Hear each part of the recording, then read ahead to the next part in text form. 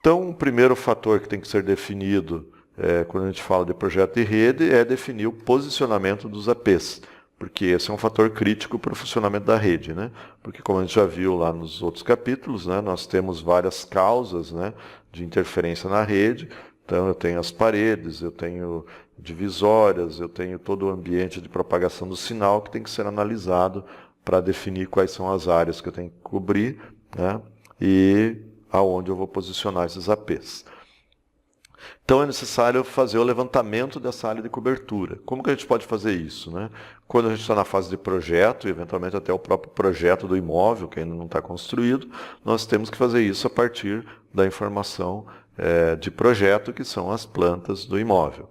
Depois, né, quando o imóvel já está construído, aí nós temos também a possibilidade de já fazer isso em campo, né? Ou seja, ir para o ambiente real de instalação dos access points.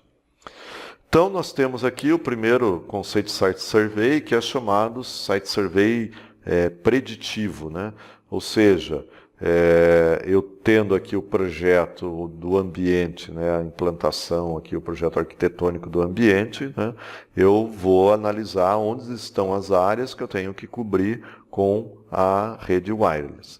Então, esse é o chamado Site Survey Off-Site, né, ou preditivo. E como que a gente vai fazer isso? Colocando, marcando os pontos aqui do Access Point e utilizando um software, né, para fazer esse cálculo de propagação do sinal.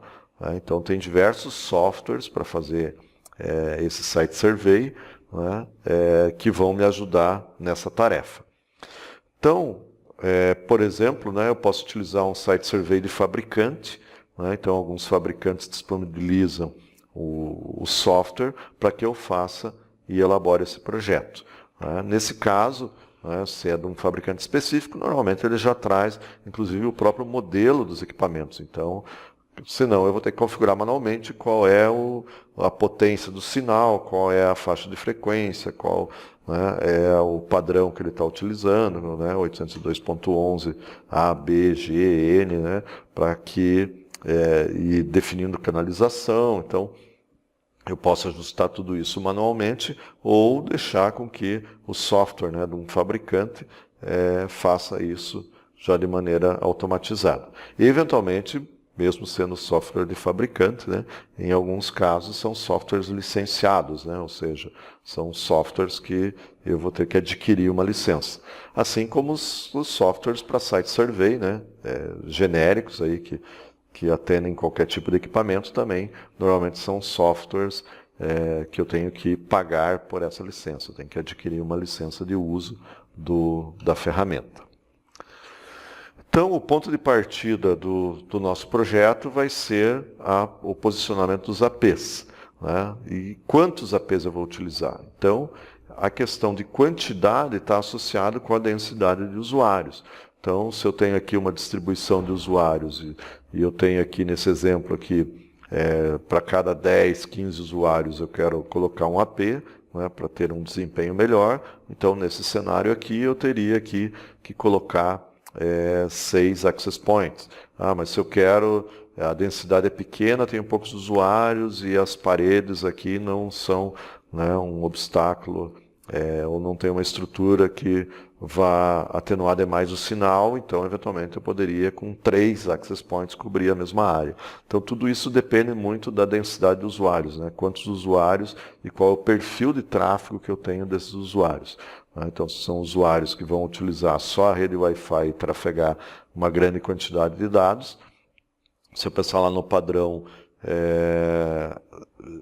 N de 300 MB, eu tenho isso dividido por 10 pessoas, eu já tenho um tráfego aí de média de 30 MB para cada um, o que eventualmente, né, pode não ser suficiente dependendo do perfil de tráfego do usuário.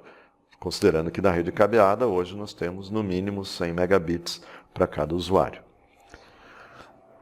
Então, um exemplo aqui já de aplicação do software, né? Aqui é o exemplo de um software que é o Software Planner, onde foram posicionados, né, os access points aqui no total de 12, olhando justamente a densidade de usuários. Porque se eu olhar como espaço aberto, né, aqui um único access point certamente cobriria toda essa região em termos de propagação de sinal. Então, se eu considerar as barreiras aqui, as paredes, né, é um cenário onde com 2 ou 3 access points, talvez eu cobriria toda essa região. Por que ele está utilizando 12? Porque aqui é um ambiente onde eu vou ter uma concentração de pessoas, né, um ambiente do tipo auditório, um centro de eventos ou algo assim, né, um espaço grande aberto, mas que pode ter uma concentração grande de pessoas. E aí eu utilizaria uma recomendação de fabricante. Um número que normalmente os fabricantes têm colocado é algo na ordem de 50 usuários por access point. Então, se eu pensar dentro desse cenário aqui, desse ambiente, né, então estamos estimando aqui que eu teria aqui na casa de 200 a 300 pessoas dentro desse ambiente, e aí eu precisaria de 6 access points. Se eu tivesse aqui só meia dúzia de usuários, um access point provavelmente seria suficiente para cobrir todo esse espaço aqui.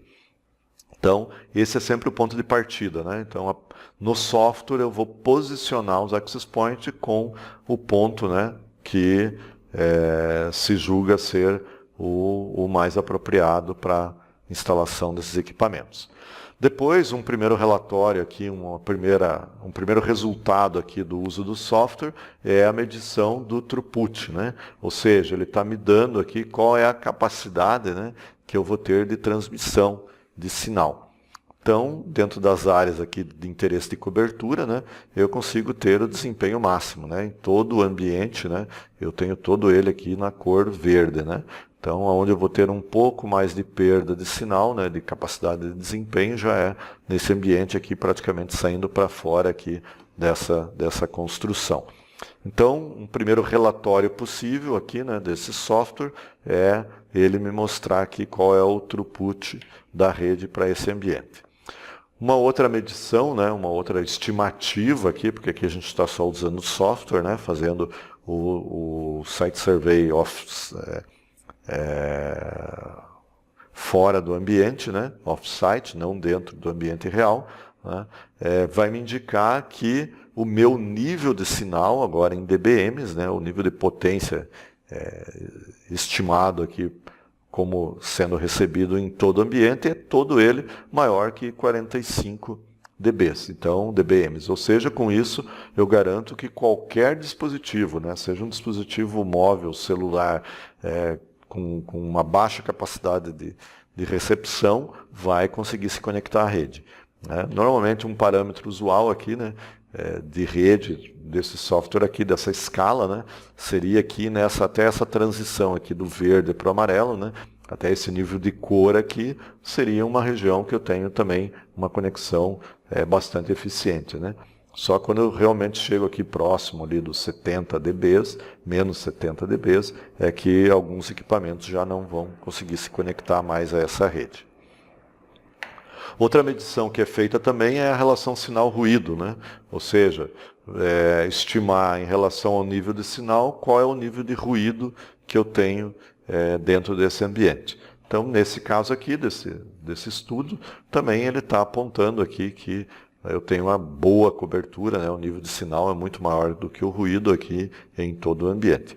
Obviamente, aqui nós estamos com um cenário ideal porque foram colocados 12 APs, né? Então, dentro dessa estrutura, eu tenho uma quantidade significativa de access points para cobertura, então, com isso, todos os 3 parâmetros que foram medidos, né, que era o throughput, o nível de sinal e a relação sinal-ruído, todos eles estão lá no melhor desempenho possível. Mas isso nem sempre é realidade, como a gente vai ver adiante aí num outro exemplo de outra medição que foi feita também no ambiente real. Então, feito o projeto, né, antes de fazer a instalação do Access Point, o ideal é fazer daí o Site Survey on-site, ou seja, ir para campo e fazer essa medição dentro do ambiente real, antes de colocar os equipamentos e instalar os equipamentos já no seu ponto definitivo, porque eventualmente eu posso ter que fazer algum ajuste e o ideal é fazer essa medição antes da instalação definitiva. Então, esse é o Site Survey chamado pré-deployment, né? Ou seja, anterior à instalação. Como é que a gente faz isso? Utilizando lá um suporte, um pedestal, para colocar a antena, né, fixada nesse pedestal, próximo, né, no nível ali, na altura próxima que ele vai ser instalado. Normalmente, né, nesses modelos aqui de access point, a gente está falando de modelos que são fixos no teto, então eu vou ter que ter um suporte, né, para colocar ele o mais próximo possível do teto. E aí, com um dispositivo móvel, né, com um notebook, né, com o software, né, que faz essa medição e vai fazendo o registro dos dados, né. Esse modelo aqui de Site Survey também é conhecido como AP on a Stick, né, ou seja, colocando o AP num suporte, né, espetando ele aqui no suporte e aí posicionando ele nos diversos ambientes.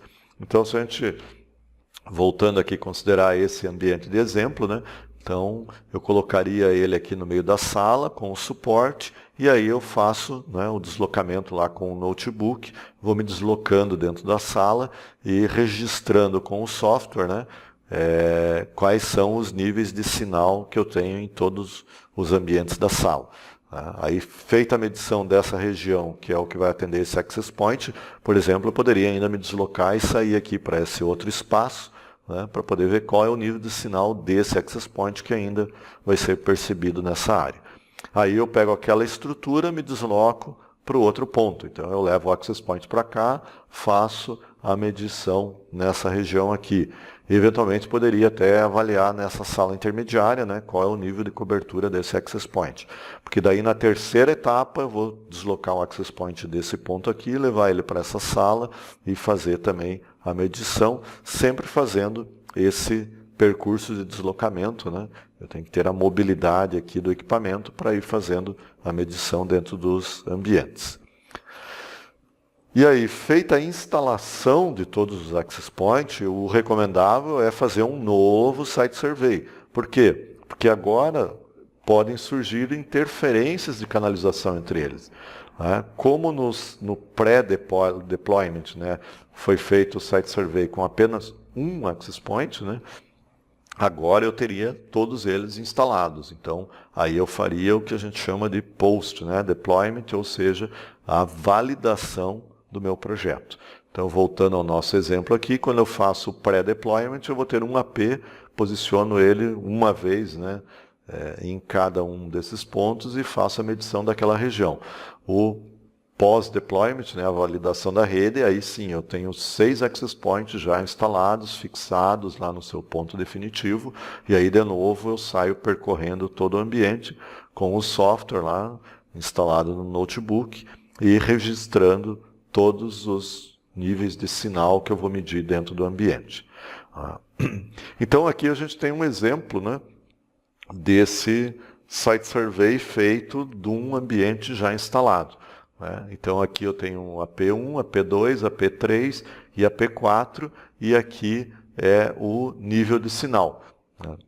Veja que o nível de sinal aqui, como a gente tinha comentado anteriormente, né, na maior parte da região aqui de cobertura, ele está aqui dentro do verde e amarelo, que seria algo na casa aqui dos 60, né, 50, 60 dBs.